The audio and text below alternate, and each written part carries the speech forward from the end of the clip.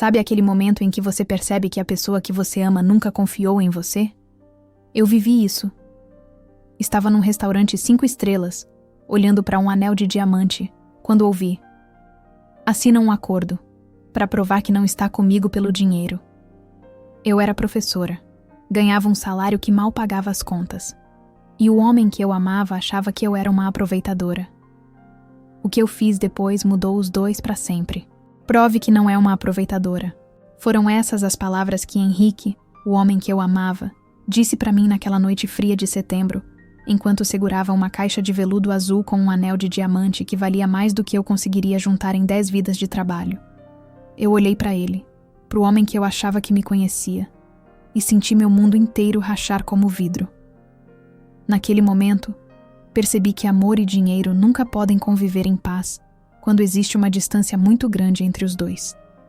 Meu nome é Clara, tenho 28 anos, trabalho como professora do ensino fundamental em uma escola pública da periferia de São Paulo e ganho um salário que mal paga o aluguel do meu apartamento de 1 quarto. Não tenho carro, não tenho joias, não tenho nada que brilhe ou impressione, mas sempre tive dignidade e amor para dar. Conheci Henrique 6 meses atrás de um jeito que parece cena de filme ruim. Ele bateu no meu carro. Bom, no meu carro não. No carro emprestado da minha amiga Juliana, que eu estava usando porque o meu tinha quebrado fazia semanas e eu não tinha dinheiro para consertar. Estava voltando da escola, cansada, com uma pilha de provas para corrigir no banco do passageiro, quando senti o impacto. Um Range Rover preto, reluzente, tinha batido na traseira do Palio 2008 que eu dirigia. Desci nervosa, pronta para discutir, e foi quando vi ele pela primeira vez. Alto, cabelos escuros bem cortados, terno cinza que devia custar mais que meu salário de 3 meses, e aqueles olhos verdes que pareciam ver através das pessoas. Desculpa, foi totalmente minha culpa, ele disse, com uma voz calma e educada que me desarmou na hora. Eu pago o conserto, me passa seus dados. Mas quando viu o estado do carro, velho, amassado, com um adesivo desbotado de Educação Transforma, ele sorriu. Não foi um sorriso de deboche. Foi um sorriso genuíno, quase nostálgico. Minha primeira professora tinha um carro igualzinho a esse, ele disse. Dona Amélia. Ela mudou minha vida. E foi assim que começou. Ele insistiu em me levar até em casa, já que o carro precisaria de guincho. No caminho conversamos. Descobri que ele era empresário, dono de uma construtora que erguia prédios por toda a cidade. Descobri que ele era viúvo, que a esposa tinha morrido 3 anos antes em um acidente. Descobri que, por trás daquela fachada de homem bem-sucedido, havia uma solidão que eu reconhecia. E ele descobriu sobre mim, sobre meus alunos, sobre minha paixão por ensinar, sobre meus sonhos pequenos mas honestos. Ter uma casa própria um dia, viajar para a praia nas férias, ajudar minha mãe que morava no interior. 1 semana depois, ele me ligou. Não para falar do carro, mas para me convidar para jantar. Os primeiros meses foram mágicos. Henrique me tratava como se eu fosse a pessoa mais importante do mundo. Me levava para restaurantes onde eu olhava o cardápio sem preço e ficava com medo de pedir qualquer coisa. Me apresentou para alguns amigos, todos empresários, advogados, gente que falava de investimentos e viagens internacionais como quem fala de tempo. Eu me sentia deslocada. Minhas roupas eram simples, compradas em liquidação. Meu vocabulário não incluía equity, offshore ou blend. Mas Henrique sempre segurava minha mão por baixo da mesa, como se dissesse: você está comigo. Isso é o que importa.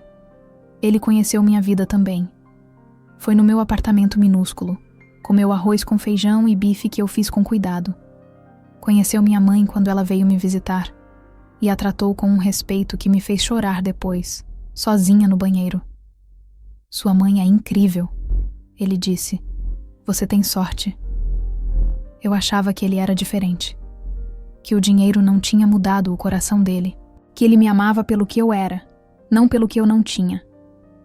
Eu estava errada. A primeira rachadura apareceu de forma sutil. Foi num jantar na casa de amigos dele, um casal de empresários.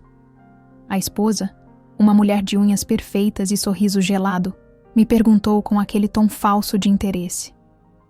E você, Clara, trabalha com o quê? Sou professora, respondi orgulhosa.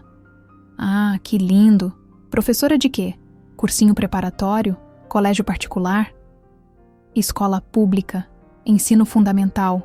O silêncio que se seguiu foi constrangedor. Ela sorriu, mas o sorriso não chegou aos olhos. Que nobre da sua parte. Nobre. Como se fosse caridade. Como se eu estivesse fazendo um favor ao mundo por ter a profissão que eu escolhi, que eu amava. No caminho de volta, Henrique estava quieto demais. Você tá bem? Perguntei. Tô, só cansado. Mas eu senti. Senti o peso do julgamento dos amigos dele. Senti a vergonha que ele não disse, mas que pairava no ar. Nos dias seguintes, começaram os comentários, pequenos, quase imperceptíveis. Você não quer fazer um curso de algo mais lucrativo? Eu posso te ajudar a abrir um negócio. Professora ganha tão pouco. Você merece coisas melhores, Clara. Eu tentava explicar que eu gostava do que fazia, que dinheiro não era tudo, que meus alunos me enchiam de propósito. Mas ele ouvia com aquele olhar distante de quem não entendia. A gota d'água veio numa noite de sexta-feira. Henrique tinha marcado um jantar especial num restaurante no topo de um hotel 5 estrelas. Eu me arrumei com o melhor que tinha. Um vestido preto simples que comprei em promoção. Uma maquiagem leve, meu cabelo preso num coque. Quando cheguei, ele estava diferente. Sério. Tenso. Jantamos em silêncio estranho. Ele mal tocou na comida. Eu tentava puxar conversa, mas ele respondia com monossílabos. Até que, na sobremesa, ele tirou uma caixa de veludo azul do bolso do paletó e colocou na mesa, entre nós. Meu coração disparou. Seria... Ele abriu a caixa. Dentro, um anel de diamante absurdamente grande, que brilhava sob a luz do lustre como uma estrela capturada. Clara, ele começou, a voz controlada, quase fria. Eu te amo. Ou pelo menos eu acho que amo. Mas preciso saber uma coisa antes de seguir em frente. Meu sorriso começou a morrer. Prove que não é uma aproveitadora. O mundo parou. O barulho do restaurante, as risadas das outras mesas, tudo sumiu. Só existia aquela frase, aquelas palavras que cortavam como lâmina. O quê? Consegui sussurrar. Meus amigos, minha família, todos dizem que você está comigo pelo dinheiro. Que mulher na sua situação financeira só quer segurança. Eu preciso ter certeza de que você me ama de verdade. Lágrimas queimavam meus olhos, mas eu não deixei cair. E como eu provo isso, Henrique? Me diz. Ele respirou fundo. Assina um acordo pré-nupcial.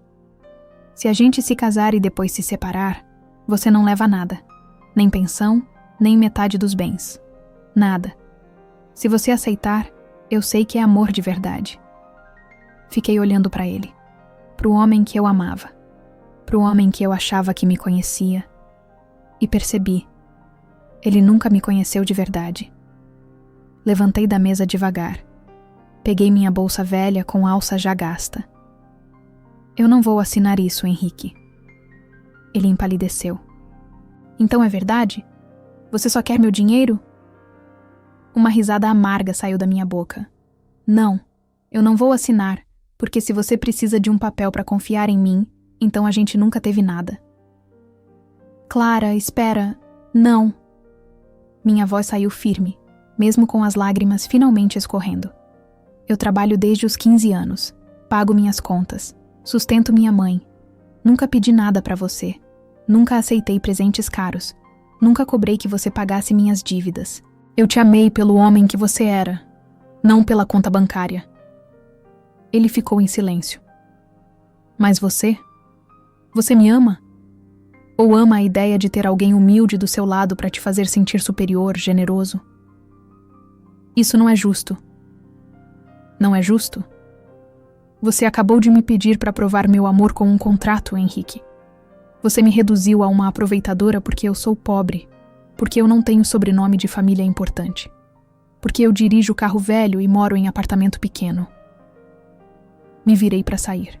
Eu quero que você seja feliz, Henrique, de verdade, mas não comigo, porque você nunca vai conseguir amar alguém de verdade se continuar medindo as pessoas pelo que elas têm, não pelo que elas são. Saí do restaurante. Peguei o ônibus de volta para casa, com o vestido que achei que seria especial, chorando entre desconhecidos que fingiam não ver.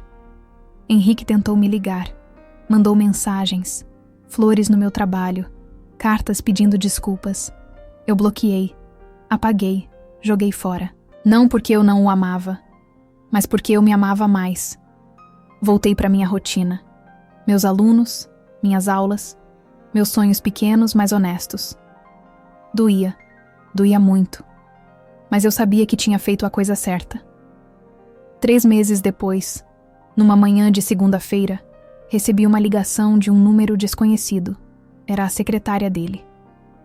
Dona Clara, o senhor Henrique pediu que eu ligasse. Ele está no hospital. Teve um acidente de carro. Está pedindo para vê-la. Meu coração apertou. Fui. Não porque eu queria voltar, mas porque, apesar de tudo, eu ainda me importava. Encontrei Henrique numa cama de hospital, com o braço engessado e um corte na testa. Ele parecia menor, mais humano. Quando me viu, seus olhos se encheram de lágrimas. Clara, você veio. Sentei na cadeira ao lado da cama, mantendo distância. Como você está? Fisicamente? Vou sobreviver. Ele deu uma risada sem humor. Emocionalmente? Destruído. Fiquei em silêncio. Eu fui um idiota completo. Ele olhou pro teto. Depois que você saiu, eu fiquei pensando em tudo que você disse, em quem eu me tornei. Percebi que você tinha razão. Eu medi você pelo que você não tinha, não pelo que você era. E o que você era tudo que eu precisava. Henrique, deixa eu terminar, por favor. Ele me olhou, vulnerável. Nos últimos 3 meses eu pensei muito mesmo. Terminei amizades. Cortei gente da minha vida que só se importa com status e dinheiro. Procurei terapia. Tentei entender por que eu sou assim. Ele respirou fundo. E descobri que depois que minha esposa morreu, eu construí muros. Muros de dinheiro, de poder, de desconfiança. Porque eu tinha medo. Medo de me machucar de novo. E quando você apareceu, tão diferente, tão real, eu entrei em pânico. Porque você era capaz de me machucar, de verdade. Uma lágrima escorreu pelo rosto dele. Eu não mereço seu perdão, mas eu queria que você soubesse. Você me destruiu, Clara. No melhor sentido possível. Destruiu as paredes que eu construí e me mostrou quem eu realmente queria ser. Não voltamos juntos naquele dia, nem no mês seguinte, mas Henrique mudou. De verdade. Ele doou parte da fortuna. Criou uma fundação de educação. Começou a trabalhar com projetos sociais. E 6 meses depois, numa tarde chuvosa, ele apareceu na porta da minha escola, sem terno, de jeans e camiseta, sem motorista, de ônibus. Oi, disse ele com um sorriso tímido. Oi. Eu não vim te pedir para voltar. Vim te mostrar quem eu estou me tornando. E agradecer. Por não ter assinado aquele papel. Por ter me mostrado o que realmente importa. Nós conversamos. Por horas. Sem pressa. Sem cobranças. E talvez, só talvez, começamos de novo. Do jeito certo. Como 2 pessoas que se conhecem de verdade, sem testes, sem papéis, sem medo. Porque amor verdadeiro não se prova com assinatura. Se prova todos os dias, com respeito, com presença, com escolhas. E pela primeira vez, eu senti que ele tinha escolhido o certo. Me escolher por quem eu era, não pelo que eu não tinha. Fim.